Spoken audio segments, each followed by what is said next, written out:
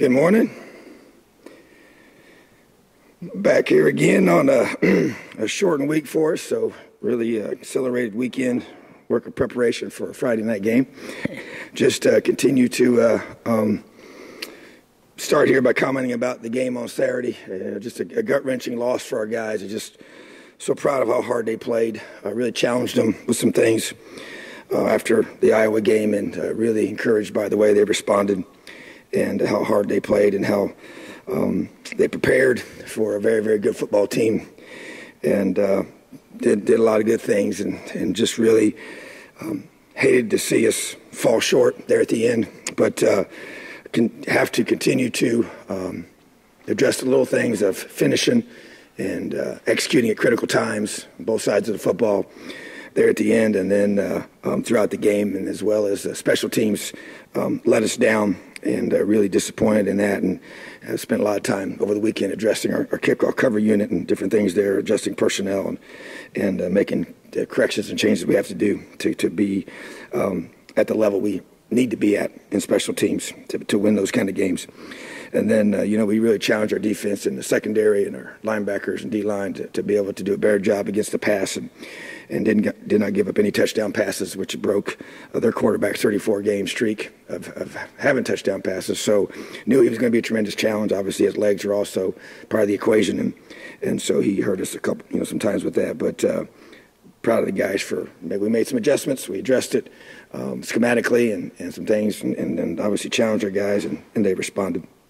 And then offensively running the football the way we did with Stevie getting 138 yards, 2 TDs. He leads the nation now in carries for true freshmen, and he's second in the country in yards for true freshmen, second 100-yard games, and fourth in TDs. So he continues to play at a high level, and the offensive line did a great job, blocking for him.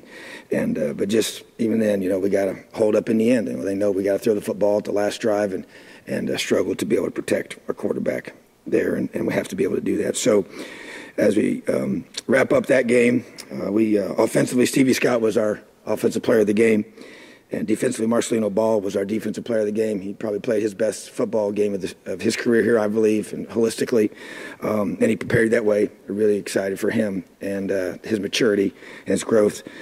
John Crawford, Raheem Lane, Micah McFadden are other guys I wanted to mention as well. I thought played extremely well and rose up, and a lot of our guys did. I mean, I thought Damian Willis played his heart out and tail off, and Raekwon, same thing, and Alan Stallings up front, and Jerome, and just thought the kids played hard, and just didn't quite get the job done. And then special teams, Chris Kajik's the guy. He's our special teams player of the game. Just, a role guy that is one of those young men that you just love having on your team, receiver for us that doesn't get a lot of snaps, but when called upon will be ready to go. Does a great job on special teams, and is very consistent, and appreciate his heart and effort, everything he brings to our program. And, when you think about our offense, we had 100 snaps, which is, I think, second all-time, and 554 yards, which they hadn't given up that in a couple of years. And I just, really saw a lot of great things, but just got to keep working. Got to continue to focus on doing the little things right and keep getting better as a football team. So, and wrapping up the game as well, we also have our scout team guys that I really always want to recognize and appreciate everything that they give our program. And Josh Brown and Jordan Jusovich on defensive scout team players of the week. And then offensive scout team players of the week, Johnny Paps, Jacoby Hewitt, Luke Shiatovich, and then scout team player of the week for special teams was a couple guys, Luke Shiatovich and Justin Berry. So all those guys working hard consistently, and want to recognize them for their hard work.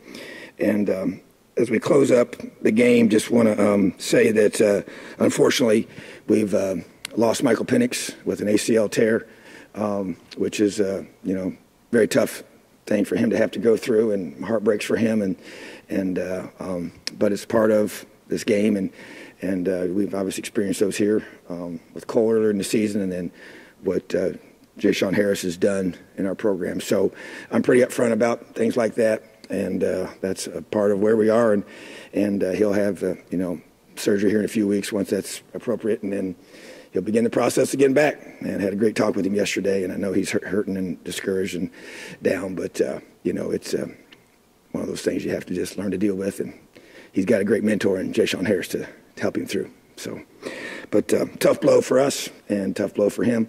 But it's part of this tough game that we play. So we hearts, thoughts and prayers with him through his recovery, and we'll move forward. So that's all I have from the game. We obviously play a team up in Minnesota, first Friday night game we've had here and for a long time. I think the last time we had was against Minnesota, and it's been a few years ago. I think it was due to the might have been the World Series or some type of baseball conflict with the schedule, and played them there, I think, in the 80s. And so heading back up there for a Friday night game. And Coach Fleck has a young team, and he's a new coach there that's got an amazing amount of energy and passion and what he's building there. And so they going to be a tremendously hard-fought, physical game. And they've got a lot of playmakers on offense that are coming together and playing better every single week, and defense that flies around and is one of the top in the Big Ten in tackles for loss, and has the sack leader for the Big Ten right now, and has several good players, and they do a great job of playing really, really hard and playing together. So great challenge for us, get back on the road, get back where we want to be, and this is a very important week. We're both on the same schedule. Both teams played on Saturday. Both teams have the same amount of time to prepare, so we have to modify our schedule, and we have. So excited about this new opportunity to head to Minnesota and take on the Gophers Friday night. Questions? I guess just to circle back to Michael for a second, two questions. First of all, who's the backup now?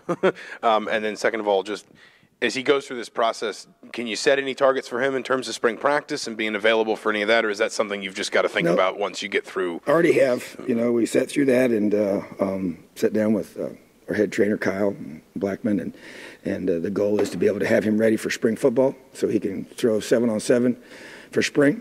And then he would not be and our quarterbacks are never live in the spring anyways, but he would just be that would probably be the most he would do, but he'll be ready to go for that. That's the goal anyways. We set that as a target goal. And then hopefully he'll be ready to go June 1, 100% full bore, ready to go. So these are not what anybody wants, and he's never had one before, but his faith and his family and his strength of character and his mindset will help him through this. He'll be a better player, a more mentally tough individual, and he'll have a confidence about his ability to overcome things when this is all said and done.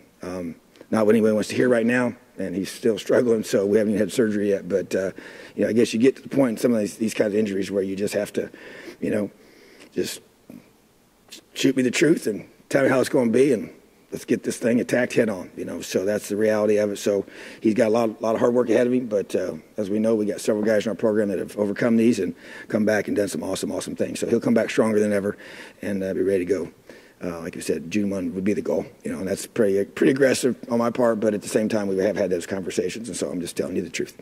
And then in regards to who's the backup, Reese Taylor, he'll be our backup quarterback, and which we've already had moved him there and gotten a lot of work there as well, so, but that will be a part of it, and continue to utilize him and do whatever we got to do to help our football team win football games. You talked about the offensive line. I think they had 5 or 6 holding penalties, and I think Wes Martin had a couple kind of uncharacteristic. When you looked at that on film, what did you see there? Well, you never want to see those, and they got called one time for them, so it was 6-1 in regards to those. To me, and I don't want to get into the officiating and all that, but the bottom line is they were very athletic, and when you are very athletic and the struggle, the strain to try to get away and to move and all that sometimes creates, because let's just be real here, offensive line, they hold about every play, right? So, and I can say that as a defensive coach. So, but there's a way that you have your hands in place, and you that's part of your technique, and you do that. And so, but when you create that separation, that's when they get called, right? And so that's kind of how it works in that part of the game. And so they do a good job of getting that separation. And I didn't agree with all the calls as I went back and looked at them. I'm sure you wouldn't be too surprised to hear me say that. But at the same time, I'm not going to bellyache about calls. Yeah, they hurt us. We had 3 first downs that were affected by those calls. So yeah, they were very costly. Very, very. We got to move our feet. Got to have better technique. to me, there's a lot of that goes on both sides of the ball, and I just like to see that stuff called fairly. I told that official during the game, I just want things called fairly. That's what it's interference calls, where it's holding calls. I just want it to be done on both sides, and it goes on both ends, and that's just how I want it to be. And I think that's not an unfair or unrealistic or inappropriate expectation for a head football coach for his team. The past few weeks, with Reese kind of playing a jack-of-all-trades type role, how much work was he actually getting at quarterback? And now going into this week, how does that change for him? A lot of drill work, and then that will increase. He wasn't getting a lot of, hey, he's the number 2. Now, I will say, like we do inside run in the last 2 weeks, and he would be the quarterback for that and did all he was in that position. And so I'd say maybe at certain times, but to say full bore, and we had some packages where we put him in there and did some things. So it's that will obviously, intensify. So before it was just more drill work and isolated situations, but he's played that position his whole life, so it was pretty natural at it. Coach, so with Reese as the primary backup now, will he be still getting the same kind of use in different offensive packages? You're going to we want to utilize him, but obviously you got to have an understanding of his other role that he plays as well. So, a little bit of a unique situation in that regard, but just got to do a great job as a staff of preparing him and utilizing his talents as well as having him prepared, for that role as well. So it does create some unique challenges for our staff, but Coach Debo will do a great job with that, and that's process has already begun.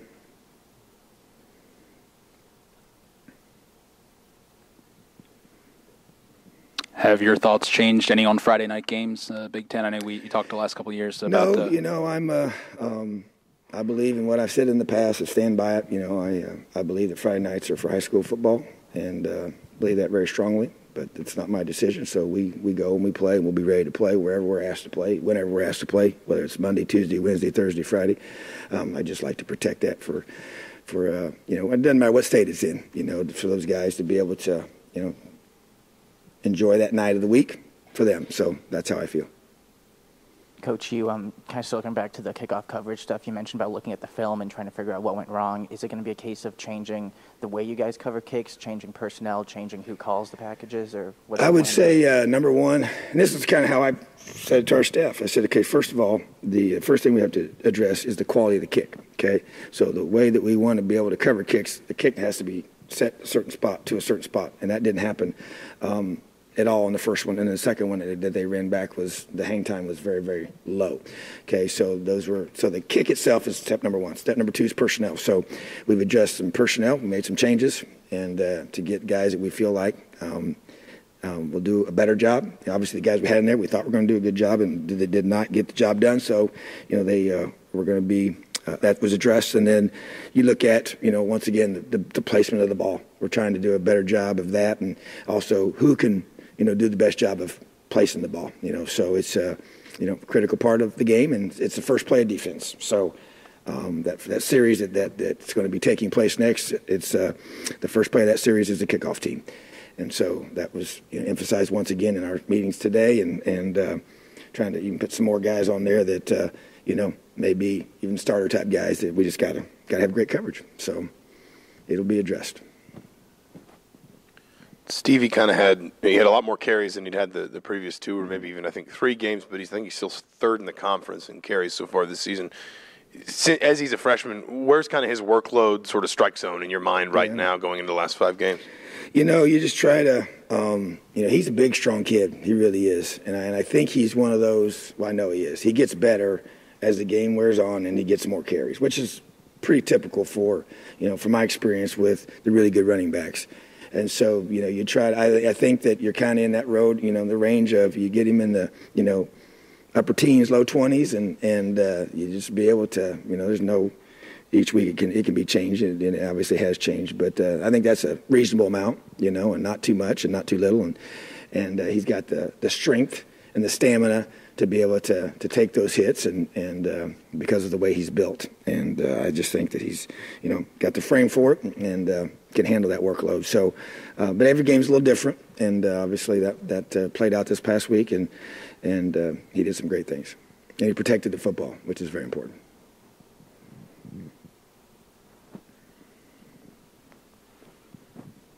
You haven't talked much about Minnesota. What kind of challenges do they present Friday? Yeah, I think first of all, with their defensive front, like I said, with the tackles for loss and the sacks that they create, that's always a big concern. And bottom line is we have got to do a great job up front, and once again challenge our guys today. Talked about it today about protecting our quarterbacks and running the football, and that's the huge emphasis we have, because that's what they present. And that's what they do really, really well. And, offensively, they've just gotten better and better every single week. They kind of started fast, and they won their first three and got into Big Ten play and played some really good football teams. But have consistently moved the football, haven't always scored in the red zone. I know they've talked about that. But at the same time, they've got themselves down there, and they pin people down. Their special teams are excellent, and really impressed with their kickers. Their cover units are really, really strong. Their return units are strong. So, well-coached football team, very well coached. And Coach Fleck's done a really good job there in that regard, in terms of how the team plays and the techniques they play with. And special teams is something that sticks out to me for them for sure. And just have to, you're going on the road. We got to play our best football. And once it is, you got one day shorter.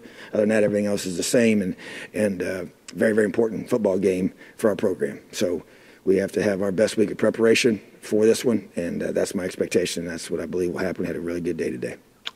They have quarterback injuries of their own. What's the challenge of preparing for two? Yeah, it's we don't really know what's going to happen with that, and the backup came in and played. This the whole second half and did a lot of good things, so similar. So it's not like you're dramatically different styles. I don't see their scheme changing a lot, but very, very RPO driven, and have ran the ball well, and then throw off those runs, and do a good job of that. And that's they're built for that, and do a good job with that, and have some really one of the more talented receivers that we faced, and really, saw him in the spring. We watched all our opponents in the spring, in their spring game, and he did some great things there, got my attention real fast in that game, and he hasn't disappointed since in regards to his production and how well he's played. So team that we have to play our best football. With Brian Fitzgerald, just what's maybe the learning curve for him just after the year off last year, just kind of getting back in the swing of things, getting in a routine this year? I think that's, you can't really overstate what a big deal that is to have a whole, several months where you don't play ball, and how that kind of sets you back a little bit. And so he's continued to get better and better, showed, some really good spurts on Saturday night, playing some great football and made some big plays. And he's just a very he's a physical player. He has a high care factor. He's one of those guys that everybody loves and respects because he does everything he asks and works extremely hard. And he's an in-state. I watched him, play, and I thought he was the best player in the state when he came out of high school. And because of his ability to make plays on all three phases, offense, defense, and special teams. He was a running back. He was a return guy, and obviously played defense. And so just thought he was a really, really talented guy, and he is. And he just continued to get better and better, and to me it's about just learning to, with these young guys that we have, I think the big challenge here is we're the only Big Ten team that has not had a bye yet. And so we're just the whole week after week after week with a young group of guys and just keeping them, staying the course and working through the fatigue and the mental fatigue and the physical fatigue, and then you get some injuries, and then you don't feel good all the time, and you got classes, and you got study table, and you got this, and you got that, and you got papers due, and all those things that these guys haven't gone through, in the past. And so I just think that's, and he's just another guy. Even though he was here last year, he wasn't going through any of this before. And so because he didn't practice at all. So it was a little bit different than even your typical guy that redshirts and practices with us. So I just think that he's had to go through all of that and continue. So we treat him like a true freshman. Both him and Juwan Burgess are just like true freshmen to us in terms of on the field and everything else. And so I think that we have to continue to understand that, and that's part of our team. And even we call our hammer team, our kickoff team, we had 9 freshmen on that unit, during the game. And last year at this time, we were playing walk-ons and guys that were just kind of helping us piece it together at the end. And so we have talented guys on there. They're on scholarship, and guys are going to be really good players, but they're freshmen. And so I just think, he's one of those guys, and so we just got to continue to stay the course and with them and just keep teaching. I tell our coach, man, just keep mentoring them, keep teaching them. They don't know. You have to teach them everything about how this works and what it's like to be a Big Ten football player and handle everything that you have to do. So I just think that's something our coaches are really working hard at and trying to be a very good father figure to them, as a coach and as a student athlete, all wrapped up into one, as a young guy. So that's something that Bryant's, we call him Fitz, that Fitz has done a great job of, and I think just keep seeing him play better and better.